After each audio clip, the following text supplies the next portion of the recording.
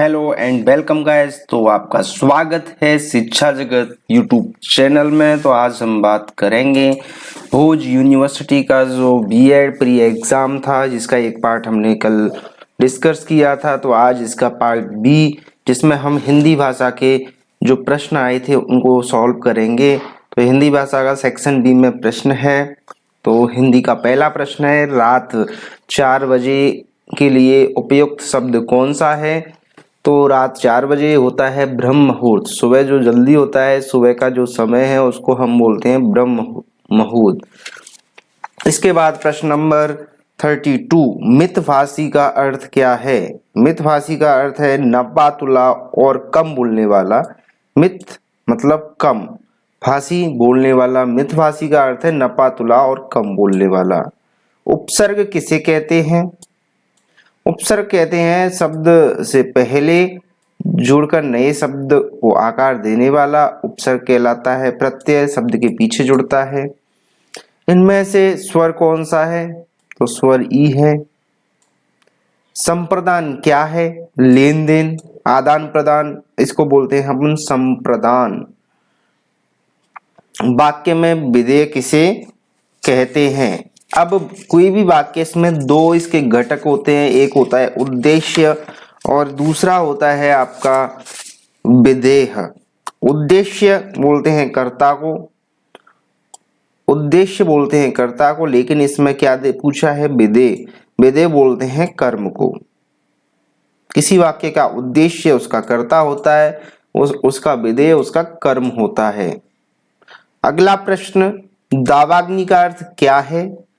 तो दावाग्नि का अर्थ है जंगल की आग। अग्नि मतलब आग, दावाग्नि मतलब जंगल में जो लगी हुई आग को हम बोलते हैं दावाग्नि।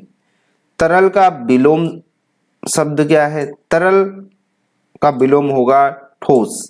गरल नहीं होगा, सरल नहीं होगा, कमल नहीं होगा, होगा ठोस। विराट का विलोमार्थ, विराट मतलब बहुत ही विशाल, बहुत ही भव्य, और इसका विलोम हो जाएगा क्षुद्र। इसका विलोम होगा क्षुद्र। अगला प्रश्न, इनमें से तद्भव शब्द कौन सा है? तत्सम और तद्भव जो विकृत होके जो शब्द बना है, अग्नि का बना है आग। तत्सम इसका है अग्नि और तद्भव हो गया आग। पृथ्वी का पर्यायवाची शब्द, तो पृथ्वी का आपका पर्यायवाची शब्द इनमें से आवास, तो घर का होगा आद्रियालय, ये नहीं है अवनी। अवनी मतलब पृथ्वी। अगला प्रश्न, निम्न में से कारक कितने माने गए हैं? हिंदी में कारक 8 माने गए हैं। इनमें से कहावत कौन सा है? लोकोक्ति और मुहावरे। लोकोक्ति कहते हैं कहावत को, और मुहावरे। अब इनमें से देखो, गड़े मुर्दे उखाड़ना ये एक मुहावरा है। जहर उगलना मुहावरा है। लोहे का चना चबाना मुहावरा है। आंखों का अंधा नाम नयन सुखी एक कहावत है, लोकोक्ति है। तो इसका आंसर हो जाएगा ऑप्शन 3। प्रश्न अगला, यह पुस्तक पठनीय है, इस वाक्य में यह शब्द क्या है? तो यह एक सर्वनाम तो नहीं है, संज्ञा भी नहीं है, निपात नहीं है, सार्वनामिक विशेषण है। ये विशेषता बतला रहा है कि यह पुस्तक, कौन सी पुस्तक? यह पुस्तक। लेकिन यह सर्वनाम भी है, तो सार्वनामिक विशेषण इसका आंसर होगा। इनमें से प्रेमचंद्र की कृति नहीं है। तो देखिए कौन कौन सी इनमें से कृति है, उसको हम देखते हैं। तो सेवा सदन एक कृति है, कायाकल्प प्रेमचंद्र जी की कृति है, रंगभूमि भी है, कंकाल, कंकाल ये प्रेमचंद्र की कृति नहीं है। अगला प्रश्न, इनमें से भक्तिकालीन नहीं है। तो रैदास भक्तिकालीन है, मीराबाई भक्तिकालीन है, नंददास भक्तिकालीन है, दीनदयाल गिरी ये भक्तिकालीन कवि नहीं है। अगला प्रश्न, पिता पुत्र में कौन सा समास है?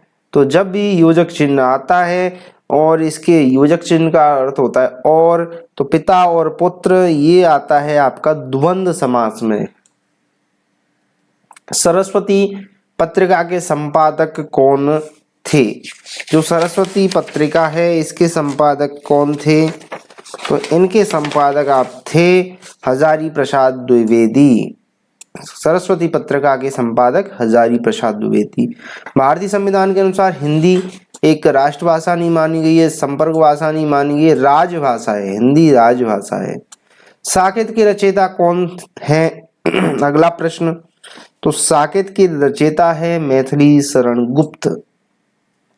इनमें से मध्यम पुरुष कौन सा है? प्रथम पुरुष, मध्यम पुरुष, उत्तम पुरुष। तो तू ये आपका मध्यम पुरुष है। अदालतों में नागरी लिपि के प्रयोग संबंधी आंदोलन किसकी भूमिका थी? तो मदन मोहन मालवीय। इन्होंने बहुत हिंदी के ऊपर इन्होंने BHU विश्व हिंदू BHU जो यूनिवर्सिटी है इसमें भी इन्होंने बहुत बड़ा योगदान दिया है। बनारस विश्वविद्यालय जो है तो वो मदन मोहन मालवीय हैं। इन्होंने अदालतों में जो देवनागरी लिपि है इसके प्रयोग के लिए आंदोलन किया और सफलता भी प्राप्त की। अगला, हिंदी का पहला समाचार पत्र कौन सा है? तो हिंदी का पहला समाचार पत्र था उदंत मार्तंड। कुछ अटपटा है लेकिन पहला हिंदी का समाचार पत्र यही था। अगला प्रश्न, किसके निबंधों का संग्रह है चिंतामणि? तो चिंतामणि आचार्य रामचंद्र शुक्ल जी के निबंधों का संग्रह है। इस तरह से आपके जो हिंदी के प्रश्न थे वो आपके सारे हमने सॉल्व करवा दिए हैं।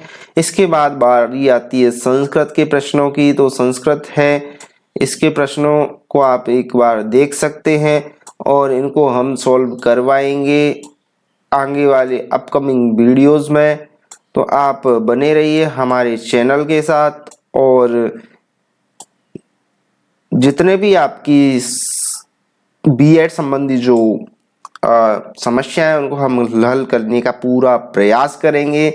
तो हमारे साथ बने रहिए हमारे चैनल पर।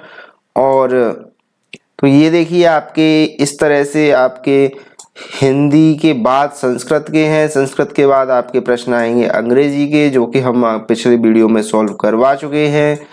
तो इस तरह से आप संस्कृत के सारे प्रश्न, ये भी ज़्यादा कठिन नहीं है, देखा जाए तो एक मिला जुला सा पेपर का लेवल है। और इसमें जो संस्कृत भाषा है ये ऑप्शनल होनी चाहिए, ये थोप दी है, क्योंकि कोई आवश्यक नहीं है कि संस्कृत सबके पास हो और संस्कृत का B.Ed में कोई रोल होता भी नहीं है।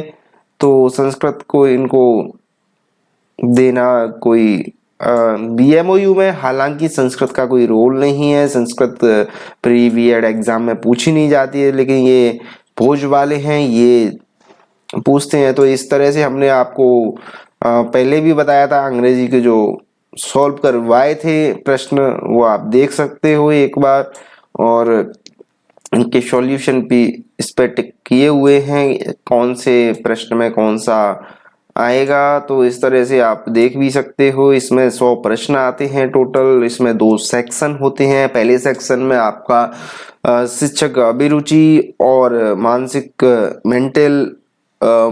अभिरुचि आती है। दूसरे सेक्शन आपका रहता है भाषा का। भाषा में सबसे पहले आएगी हिंदी, हिंदी के बाद संस्कृत और संस्कृत के बाद आपके आएंगे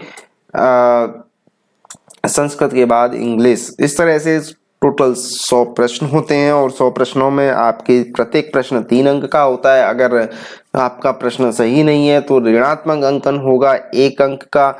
इस तरह से आपको 300 में से आप अच्छा स्कोर करते हो तो आपको B.Ed कॉलेज मिल जाएगी। हालांकि जो भोज यूनिवर्सिटी है इसमें सीट संख्या 1000 है, 1000 सीट है। 1000 आपकी B.Ed की सीट है और 1000 ही इसमें DLED की सीट है। तो आप अच्छे से इन चीज़ों को देख सकते हो और हमारा यही आपसे अनुरोध है कि आप इनको अच्छे से देखो और एक बार आपको पता चल जाएगा कि प्री B.Ed जो एग्ज़ाम भोज यूनिवर्सिटी करवाती है उसमें किस तरह के प्रश्न आते हैं। और इसी तरह से हम सेक्शन A को भी देखेंगे जिसमें शिक्षक अभिरुचि और मानसिक अभिरुचि जो भी है इसको आपसे सॉल्व करेंगे और किस तरह से प्रश्न इसमें है इनको भी हम चर्चा में लेंगे। तो जब तक कि आप बने रहिए हमारे चैनल के साथ, जब तक के लिए बाय, टेक केयर।